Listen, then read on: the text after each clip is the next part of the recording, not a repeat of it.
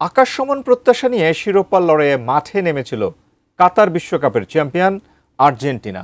মেসির সামনে ছিল আরেকটি বিশ্বকাপ সহ গোল্ডেন বলের হাতছানি, কিন্তু ছন্নছাড়া আর্জেন্টিনাকে নাস্তানাবুদ করে শিরোপা ছিনিয়ে নেয় স্পেন। ফলে শূন্য হাতেই ফিরতে হয় মেসিকে। কিন্তু বিস্ময়কর ব্যাপার হলো, সবাইকে টপকে কিভাবে বিশ্বকাপের সেরা হয়ে গোল্ডেন বল জিতে নিলেন স্পেনের অধিনায়ক রদ্রি। বিস্তারিত ডেস্ক রিপোর্টে। শিরোপার দৌড়ে আর্জেন্টিনা এগিয়ে থাকলেও ফুটবল দুনিয়ার নতুন চ্যাম্পিয়ন এখন স্পেন। এই সাফল্যের অন্যতম স্থপতি দলের ডিফেন্সিভ মিডফিল্ডার রদ্রি। গোল বা অ্যাসিস্টের খাতায় নাম না থাকলেও পুরো টুর্নামেন্টে অসাধারণ পারফরমেন্সের স্বীকৃতি হিসেবে তিনি জিতে নিয়েছেন ফিফার সবচেয়ে মর্যাদাপূর্ণ ব্যক্তিগত সম্মান গোল্ডেন বল।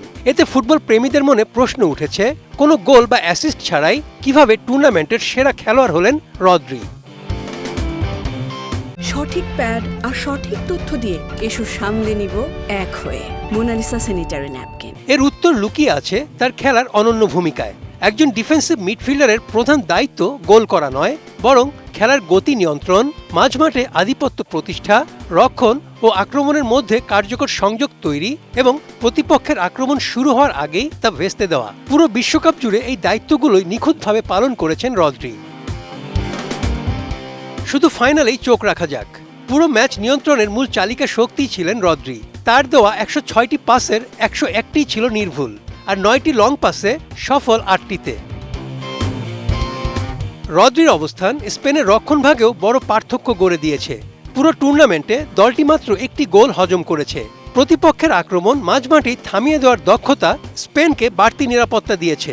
স্পেনের কোচ লুইস দে লা ফুয়েন্তের কৌশল বাস্তবায়নে রদ্রি ছিলেন সবচেয়ে নির্ভরযোগ্য খেলোয়াড়। আক্রমণ গড়ে তোলা থেকে শুরু করে রক্ষণকে সংগঠিত রাখা, দুই ক্ষেত্রেই তার অবদান ছিল সমান গুরুত্বপূর্ণ। পরিসংখ্যানও রদ্রির প্রভাবের সাক্ষ্য দেয়। 8 ম্যাচে তিনি 650টির বেশি সফল পাস সম্পন্ন করেছেন। পাশাপাশি বল পুনরুদ্ধার, মাঠ জুড়ে দৌড় এবং উচ্চ গতির স্প্রিন্টের সংখ্যাও ছিল উল্লেখযোগ্য। রদ্রির ভূমিকা মূলত সাইলেন্ট কিলারের মতো।